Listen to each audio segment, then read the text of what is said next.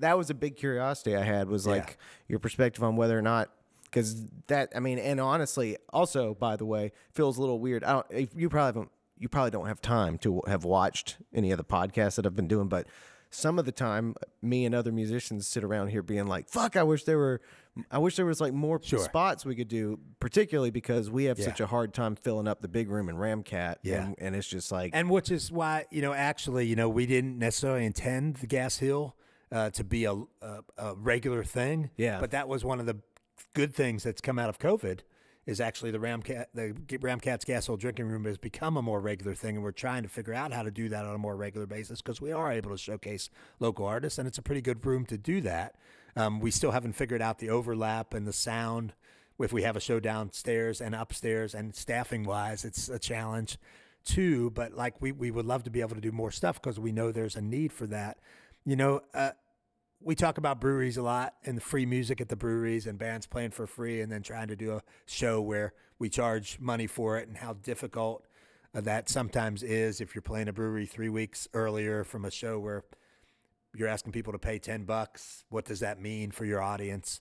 If it's a special show, CD release, or you've got some kind of hook, probably not much. But if it's just kind of a one-off regular thing and people have a choice to go see you for free, right, at a brewery or at a listening room like Gas Hill, what do? I mean, I'm sure there's some people like, well, I'd rather see them in the listening room than at a brewery where people are socializing. Other people are like, wow, I have a beer, I don't have to pay, I get to hear the music, And so it's challenging in that way with all the breweries doing free music. And I'm not sure I understand the dynamic of what that means for the music business as a venue owner, or the music business from an artist perspective, in trying to climb the ladder. If that's what you want to do, it may be you're happy just being able to get all these brewery gigs and you don't care about necessarily playing in a listening room or going on the road and playing other kind of notable listening rooms where you might be able to make connections in the business or grow your career. Like I said, people have different ideas of success and what they want to do with their music and their careers, and they're all, I'm not one to judge that, you know what I mean? But I'm not sure how that'll shake out long-term for venues, or artists, opportunities to grow in venues and to build audiences long-term for paying shows. Yeah, man. I mean, I think you might be somebody who has permission to be judgmental about some things. Like, I mean, we can be judgmental about some things. And if we can identify what the goal is and how that compares to the strategy, and look at the strategy and be like, well, is the strategy producing your goal? Then it's reasonable. It's okay for us to be like, well, then that's a bullshit strategy. And that's how I'm feeling. And that's why, I don't know. I'm comfortable being like, feeling like what I'm trying to do here is express a bit of a problem, at least for those people like myself and others like me who are, that's what you just described is what we're trying to do. We're trying to rely on the old fashioned hierarchy of going up that ladder and trying to like grow a thing. And I don't want to do the thing where I like go around for between the three breweries in town and just play that. I want to play Ramcat. I want to play the big room and like have an audience there. But a huge part of how I do that is kind of, is playing in rooms that are supportive of that overall growth, rather than playing in rooms that kind of diminish that vision. I totally agree with you, but I don't want to judge folks that want to or need to do that or feel like that's their path. You know what I mean? I do think it has impact on audiences for artists that are trying to grow their career in the way you are, or folks like you, and on the Ramcat, even Gas Hill, attracting audiences for sure. But I always try to, what I've done most of my careers is, create partnerships. I said that my ultimate goal is to bring audience to artists and to kind of create that overlap. Yeah. And I do that with organizations and venues too, creating platforms and bringing people, using that platform to promote something, whether it's a venue like the Ramcat or the Blue Ridge Music Center or downtown Winston-Salem or the Blue Ridge Parkway, is there a way, and it might not be possible, but I always try to think, okay, how do you use the breweries' ability to introduce artists to audiences. Yeah. Where it's a no risk kind of thing to then help what we've just talked about in terms of careers. Is there a way, or is it not? Is it totally like hurting, or is there a way that it can be used to help? I think there are some artists that's maybe the. Now this sounds judgmental, but I think there are some artists that's like the most they can hope for, because that's the room they're most suited to, and that has a lot to do with. I mean, the emphasis on original music is a real important thing, because that's not something you can just do everywhere. Like a space that facilitates original music is one that really makes the music something that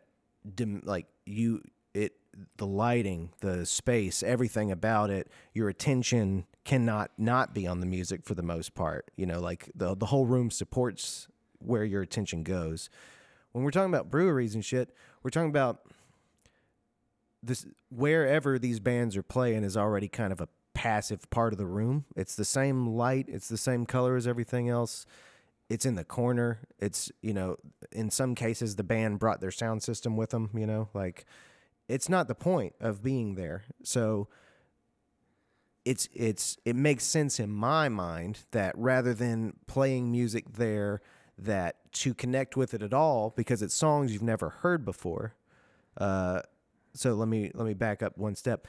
With songs you've never heard before, it makes a lot of sense to me that what you would want for your experience to be optimal is for all of your attention to be there. But if all of your attention isn't going to be there, but you still want to experience the music, it makes a lot of sense in my head that it might be something that is familiar enough, like cover bands and shit that you just are used to hearing or whatever. It makes perfect sense that you would hear that in a passive way and that you'd still get kind of the most out of that experience. All right, dude. You're going to make me come off the sideline. I mean, I already have. I don't really need to say, I don't always feel I need to say it. I totally agree with you. What I do and why I do it is to create those kind of spaces where an artist with original music and something to say can reach an audience and feel, and you know how a show is. It's a two-way street. It's not just you up there playing. It's the vibe of the audience that also gives you the energy and the courage to sometimes put out there something that's difficult to put out there. Yep. And if you don't have that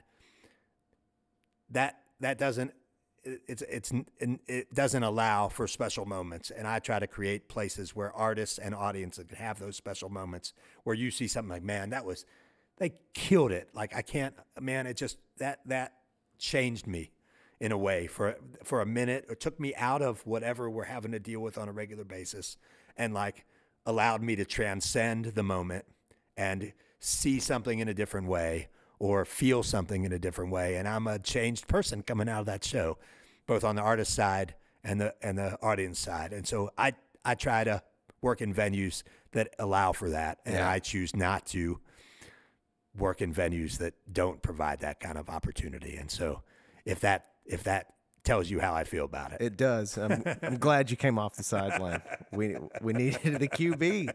You're the quarterback, man. We need you. Well, thank you. No, we totally agree on that. I mean, that's like, and that is what I worry about, because it's like the same idea as, and you know, Spotify being in the news so much kind of confuses the conversation that we could have about them musically right now. Right. Like it's a different conversation, but from a consumer perspective, that's the same problem. Is like, what do we expect out of music? What do we want the experience to be like? And what kind of investment does that require from our community? And if all you want to do is pay $10 to have a very passive, pay $10 a month to have a very passive experience with music, then you're going to feel passively about it, and you're going to not be as invested in the artist, and you're going to maybe it makes sense that you're not going to have those deep things. Whereas if you have some artists that you love, and the way that you show that and the way that you practice that in your own mind is like buying their vinyl album and playing that at home, arguably that's going to probably create a little bit more of an intentionally intimate experience with their music. And I think your venue is the exact same difference there from like breweries and shit. I agree. I mean, do I have a better and more quality experience when I put a record on my turntable than when I'm out in my yard and listening to somebody on Spotify on my phone? Hell yeah. Yeah. It's way different. And I'm paying attention more. I get more out of it. Absolutely. But I think, there's a larger question there, and it's a societal thing, right? Spotify and platforms like that are huge corporations, and they're making huge money. And how does that money get shared?